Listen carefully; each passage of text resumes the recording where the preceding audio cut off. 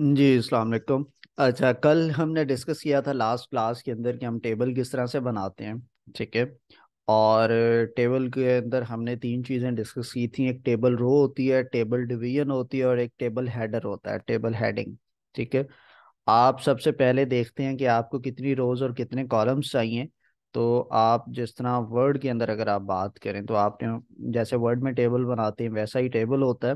तो आप उसको पहले माइंड में रखते हैं और इस तरह से आप उसको एक टेबल क्रिएट करते हैं। ठीक है। ये एक टेबल मैंने बनाया था, इसमें मेरे पास चार रोज हैं।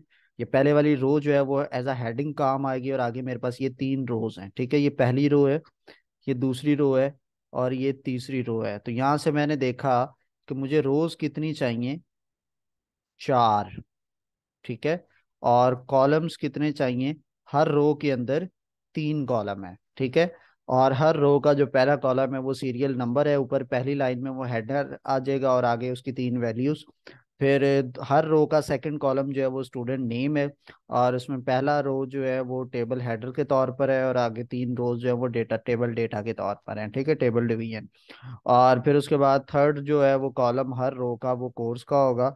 तो पहला उसमें जो है रो के अंदर वो टेबल हेडर होगा, रिमेनिंग तीन रोज के अंदर टेबल का डेटा या टेबल की डिवीजन होगी। तो आपने सबसे पहले क्या किया था, यानी आपको चार टी आर आप इस तरह से टैग बनाते हैं उसका, हर रो के अंदर आपने फिर जो है वो टी डीज बनाने हैं। ठीक है, कितने, तीन।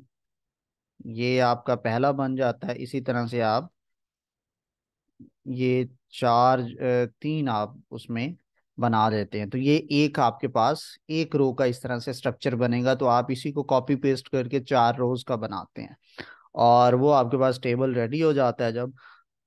फिर आपने उसकी लिखनी होती है C S S. C S S के अंदर मैं अभी total C S S remove करके एक दफ़ा दिखाता हूँ आपको कि टेबल किस तरह से बनना है हमारा। इधर आए और ये देखें जी, आपका ये बाय डिफॉल्ट टेबल इस तरह से बन गया है। और इसके अंदर भी आपने यहाँ पे बॉर्डर इक्वल वन का लिखा है तो वो बॉर्डर आया, आप ये बॉर्डर रिमूव कर दें। इधर देखें कुछ भी नहीं है टेबल के ऊपर, बॉर्डर नाम की चीज ही कोई नहीं है। ठीक है। अब आपने जो है वो इसके अंदर वन बाय वन उसकी सी एस एस लिखनी है। तो सी एस एस जो है वो आपने लिखा, एक टेबल की ओवरऑल लिखी, आपने उसका फॉन्ट स्टाइल बता दिया कौन सा है, और आपने उसके जो बॉर्डर्स थे उनको आपने कह दिया कि वो कोलैप्स कर दे, कि वो मर्ज कर दें आपस में। और फिर उसके बाद उसकी फुल पेज पे विड्थ कर दिया आपने, विड्थ 100। और टी डी और टी एच जो है हर रो के अंदर, पहली रो के अंदर टी एच का टैग है, दूसरी रो से ऑनवर्ड जो है वो टेबल डिवीजन है, टी डी का टैग है। ठीक है। हर रो के अंदर जो है वो टी डीज हैं। के लिए हमने क्या कहा कि उसका जो पिक्सल है वो 1 पिक्सल उसको सॉलिड कर दो और उसको रेड कलर दे दो। उसकी जो टेक्स्ट लाइन है वो राइट है, आप इसको लेफ्ट भी कर सकते हैं और आप इसको सेंटर भी कर सकते हैं। ठीक है। और उसके बाद आपने उसके ऊपर पैडिंग इम्प्लीमेंट की। पैडिंग का मतलब होता है ये जो भी इस वाले कॉलम के एक सेल के अंदर चीज है, ऊपर नीचे राइट लेफ्ट से उसको डिस्टेंस जो है वो आपने इतना लाजमी देना है। ठीक है। और फिर हमने उसके ऊपर एक और चीज लिखी, ये न्यू है, अगर इसके बगैर आप चलते हैं तो आप इसको देखते हैं ये टेबल इस तरह से मैंने लिखा कि जो टेबल के डिवीजन हैं टी आर्स के अंदर, हर nth रो, और उस nth रो में कौन सी nth रो, इवन वाली। ठीक है। उसके ऊपर क्या करना है आपने, बैकग्राउंड कलर जो है वो ब्लू वायोलेट कर दो, और टेक्स्ट का जो कलर है वो वाइट कर दो। तो आप देखते हैं पहली छोड़ के दूसरे वाली और तीसरी छोड़ के चौथे वाले के ऊपर वो वाला रूल इम्प्लीमेंट हो गया है। ठीक है। इसी तरह से आप ऑड के लिए जो रिमेनिंग है, आप अगर इधर टेबल पे आते और इस टेबल के अंदर जो है वो बैकग्राउंड कलर आप इसका ऐड करते, और इधर आप कर देते जी गोल्डन सपोज। तो उसके बैक पे गोल्ड, अच्छा गोल्डन कोई कलर नहीं है, गोल्ड हो शायद, एक सेकेंड कुछ, हाँ। तो वो ओवरऑल टेबल का पहले कलर होता है, और उसके बाद फिर आपने उसको कहा कि जी नहीं, nth रो को उस ओवरऑल के बजाय उससे थोड़ा सा डिफरेंट करो। तो ये बाय डिफॉल्ट ओवरऑल कलर आ गया। और उसके बाद आपने उसको कहा कि नहीं, जो nth रो के अंदर जो इवन वाली रोज होंगी उनका कलर ये कर दो, और वहां का जो टेक्स्ट है वो ये कर दो। ठीक है। और इसको आपने सेव किया और रिफ्रेश किया तो उन वाले के ऊपर चेंज आ गया। ठीक है। तो इससे नेक्स्ट अब आप, हमने ये जो बॉर्डर का स्टाइल हमने ये दिया सॉलिड है, तो ये मल्टीपल टाइप्स का होता है, हम वन बाय वन उन सबको देखते हैं कि ये किधर के। हाँ जी, तो ये डॉटेड भी होता है, डैश्ड भी होता है, सॉलिड भी होता है, डबल भी होता है, ग्रुव भी होता है, रेज, इनसेट, आउटसेट, नन या हिडन, ठीक है।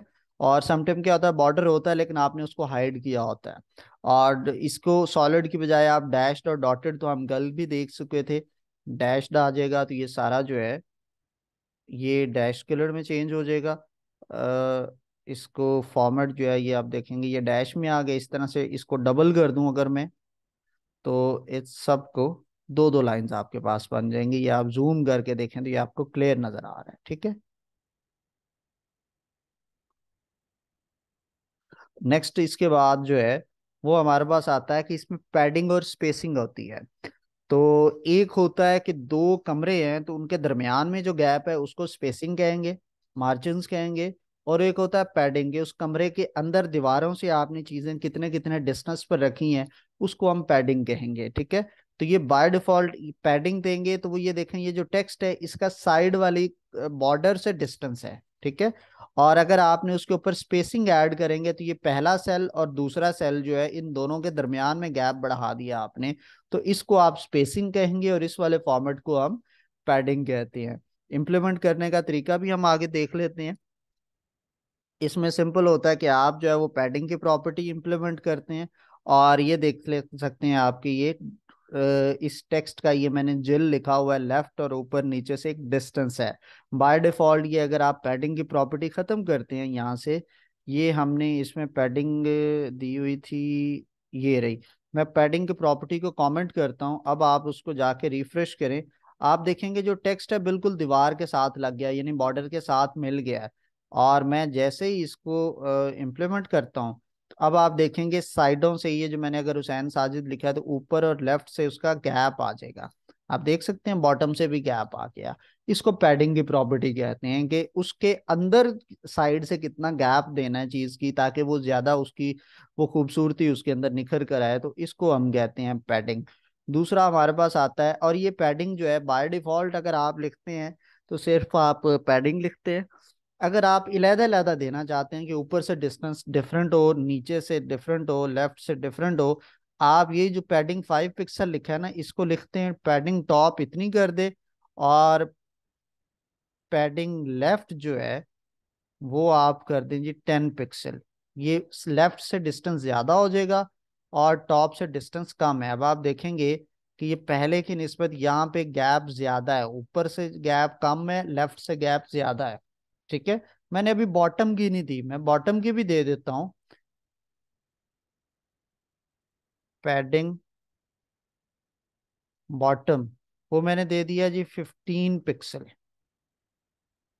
अब आप देखेंगे कि नीचे से भी ये जो हुसैन साजिद के नीचे का गैप नोट करें, और अब गैप नोट करें नीचे से उसका डिफरेंस ज्यादा हो गया। तो आप एक डिफॉल्ट सेट कर सकते हैं कि इधर से इतनी हो, इधर से इतनी हो, राइट लेफ्ट टॉप बॉटम से उसका जो डिस्टेंस है वो इंटरनल डिस्टेंस, इसको हम पैडिंग कहते हैं। और वो आप सेपरेट भी दे सकते हैं, और अगर आप सिंगल में रखना चाहते हैं तो आप सिंपल जाके खाली लिख देंगे पैडिंग कॉलन 5 पिक्सल, वो हर तरफ से जो है वो 5 पिक्सल्स का गैप दे देगा, ठीक है। ऊपर नीचे राइट लेफ्ट चारों तरफ। राइट से इसलिए नहीं फील हो रहा क्योंकि जब टेक्स्ट एंड पे पहुंचेगा तो फिर वो वहां से मार्जिन देना शुरू करेगा। मैं और उसको अगर आप टेक्स्ट उसका जब तक पीछे है फिर तो वो आपको फील नहीं हो रहा राइट वाला, लेकिन चूंकि ये लेफ्ट के भी पास है, ऊपर भी पास है, नीचे भी पास है, आप इसका जूम आउट कर दें तो अब आप नोट करें लेफ्ट राइट टॉप से तीनों चीजों से एक जैसा डिस्टेंस है। वो आपको फील नहीं हो रहा क्योंकि साइज छोटा है उसका। नेक्स्ट आती है हमारे पास स्पेसिंग। आप बॉर्डर स्पेसिंग देते हैं जब जाके टेबल के अंदर, तो हर टेबल की, अब मैं ये पैडिंग की बजाय मैं इस पैडिंग को खत्म कर रहा हूँ, टेबल के टैग के अंदर मैं जाके बॉर्डर स्पेसिंग दी है कि 10 पिक्सल्स की स्पेसिंग दे दो, तो हर दो बॉर्डर्स के दरमियान में आप गैप देखेंगे। हमने इसका बॉर्डर कोलैप्स चूंकि किया हुआ तो उसकी वजह से उसने उसको मिक्स कर दिया, मैंने बॉर्डर कोलैप्स को खत्म किया है। अब आप चेक करें कि दो बॉर्डर्स के दरमियान में गैप कितना कितना आ रहा है, इसको बोलते हैं सेल स्पेसिंग। पहले इम्प्लीमेंट इसलिए नहीं हुआ हुआ था, मैंने उनको दोनों बॉर्डर को आपस में मर्ज किया हुआ था बॉर्डर कोलैप्स की प्रॉपर्टी के साथ। आप बॉर्डर कोलैप्स लगा देंगे तो फिर उनके दरमियान में आप गैप नहीं दे सकते, क्योंकि आपने ऑलरेडी कह दिया कि दोनों के जो बॉर्डर्स हैं उनको एक दूसरे के साथ मिला दें, एक दूसरे के साथ कंबाइन कर दें। तो इस वजह से वो उसका जो है वो नहीं आ रहा था। ठीक है, अब मैं अगर बॉर्डर कोलैप्स करता हूँ, अब सेल स्पेसिंग वाली आपने लिखी भी है बॉर्डर स्पेसिंग की प्रॉपर्टी, तो वो इम्प्लीमेंट नहीं होगी, क्योंकि जो पहला ऑर्डर होता है वो फॉलो किया जाता है, दूसरा फिर इग्नोर कर दिया जाता है। ठीक है, और ये पैडिंग का अब मैंने अनकॉमेंट कर दिया है। अब ये अब देखें, मैं रिफ्रेश कर रहा हूँ, ये साइडों से ऊपर नीचे लेफ्ट से डिस्टेंस वापस आ जाएगा टेक्स्ट का। ठीक है, इसको हम बोलते हैं पैडिंग की प्रॉपर्टी। नेक्स्ट हमारे पास इसके अंदर आता है टेबल स्पैन, रो स्पैन और कॉल स्पैन। जब आप मर्ज करते हैं, अब ये वाला टेबल को देखें तो ये दो कॉलम्स थे, लेकिन ऊपर जो नेम है वो मर्ज किया हुआ एक ही सेल बना हुआ है, और इधर जो है वो तीन रोज के बराबर उसकी जगह ले ली गई है। तो इनका मतलब होता है, ये जब आप दो कॉलम्स को आपस में, एक ही रो के अंदर दो कॉलम्स को मर्ज करेंगे, इसको बोलते हैं कॉलम स्पैन। कॉल स्पैन की प्रॉपर्टी होती है, और जो आप मल्टीपल रोज को आपस में मर्ज करते हैं इसको बोलते हैं रो स्पैन। मैं वर्ड के अंदर ये चीज आपको करके दिखा सकता हूँ। आप यहाँ पर आते हैं और आपने एक टेबल इंसर्ट किया है।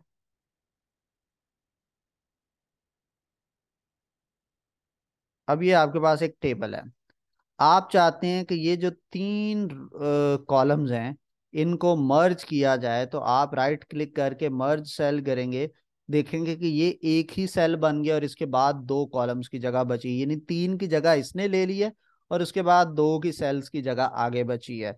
इसको बोलते हैं कॉलम स्पैन। ठीक है, कॉल स्पैन। दूसरा आता है रो स्पैन। मैं यहाँ पे जाता हूँ और ये पूरी की पूरी जो है ये सारी रोज को मैं राइट क्लिक करके मर्ज कर देता हूं, तो ये सारा देखे सिंगल सेल बन गया, इसको बोलते हैं रो स्पैन। ठीक है, तो इस तरह से आप कॉलम्स या रोज को आपस में मर्ज करते हैं। तो अगर आप मर्ज यहीं पर ही करना चाहते हैं तो आप जो है वो कहीं से भी आप दो सेल्स को मर्ज कर सकते हैं। अली हमजा और एहसन सज्जाद को मैं सेम, इन्होंने ग्राफिक डिजाइनिंग चूज किया, तो मैं चाहता हूँ कि मैं दो की बजाय इसको एक ही लिखूं।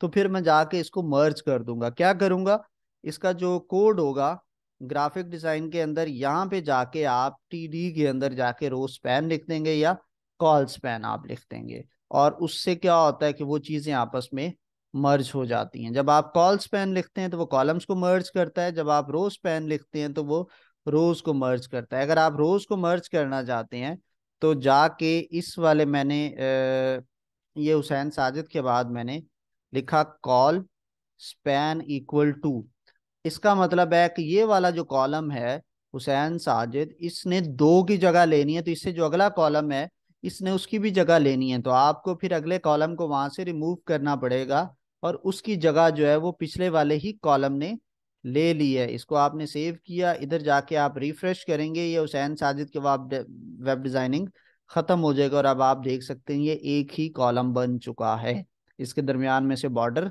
खत्म हो गया। मैं इसके टेक्स्ट लाइन जो मैंने लेफ्ट लिखा हुआ है इसको सेंटर करता हूँ, ताकि आपको हर एक कॉलम की वैल्यू क्लियर नजर आए। अब आप देखें ये सेंटर में आया, तो ये पूरा का पूरी रो इसने ले ली है दो कॉलम की जगह, क्योंकि आपने यहाँ पे लिखा है col span is equal to 2। अगर आप इस तरह से रो स्पैन भी करना चाहें तो वो भी कर सकते हैं, उसके अंदर आपकी जो पूरी की पूरी रो है वो आपस में मर्ज हो जाती है। और उसके लिखने का तरीका क्या होता है, उसी तरह से आपने टेबल के कॉलम के अंदर ही आपने जाके रो स्पैन लिख देना होता है। अब आपने जो है वो इन दोनों को, अली हमजा और एहसन सज्जाद को आप मर्ज करना चाहते हैं, तो इसका भी सेकंड कॉलम है उसका भी सेकंड कॉलम है, इनको मर्ज करना है। तो आपने अगर अली हमजा को रखना है तो एहसन सज्जाद को पहले रिमूव करेंगे, और अली हमजा वाले सेल के अंदर जाके आप लिख देंगे कि row span is equal to 2, तो वो नीचे वाला जो सेल होगा वो उसकी भी जगह ले लेगा। अगर आप नहीं लिखेंगे तो इसका नुकसान ये होगा कि एक एक्स्ट्रा आपको नीचे सेल बढ़ता हुआ नजर आएगा। मैंने जाके अली हमजा के कॉलम के अंदर लिख दिया row span is equal to 2, मैंने नीचे इसकी जगह पे जो बंदा था उसको रिमूव नहीं किया, उसका ड्रॉबैक मुझे क्या आएगा, ये देखें आपका ये सारा टेबल का डिजाइन खराब हो गया है। चूंकि उसने दो की जगह लेनी है, तो उसने आपने एक बंदे को दो की जगह देनी है, तो वहां से जो पहले बैठा हुआ उसको रिमूव करेंगे पहले। तो ये सेकंड वाला उसका जो कॉलम है उसको आपने रिमूव किया, और अब जाके ये देखें उसने उन दोनों की जगह ले ली है, और ये उसके सेंटर में आ गया है। ठीक है, तो इसको बोलते हैं हम रो स्पैन। तो जब भी आपने कॉलम स्पैन करना है, तो उससे पहले आपने नेक्स्ट वाले कॉलम जिसकी जगह उसने लेनी है उसको रिमूव करना है, और फिर उससे प्रीवियस के अंदर आप जाके कॉलम स्पैन लिखेंगे। जब रो स्पैन करना होगा, तो जिस वाले कॉलम के अंदर आपने लिखना है उससे नेक्स्ट वाली रो के अंदर सेम पोजीशन पे जो कॉलम पड़ा होगा उसको आपको रिमूव करना पड़ेगा, फिर जाके वो आपस में प्रॉपरली चीजें मर्ज होती हैं। ठीक है, तो इसके अंदर आपकी कोई भी क्यूरी होगी तो आप मुझसे पूछ लीजिएगा। और ये हमारा जो था वो टेबल का टॉपिक यहाँ पे कंप्लीट होता है। इससे अलावा भी कुछ एडिशनल चीज़ें होती हैं, आप गूगल करें, नई नई चीज़ें आप आहिस्ता आहिस्ता इन चीज़ों के बारे में सीखते चले जाएंगे।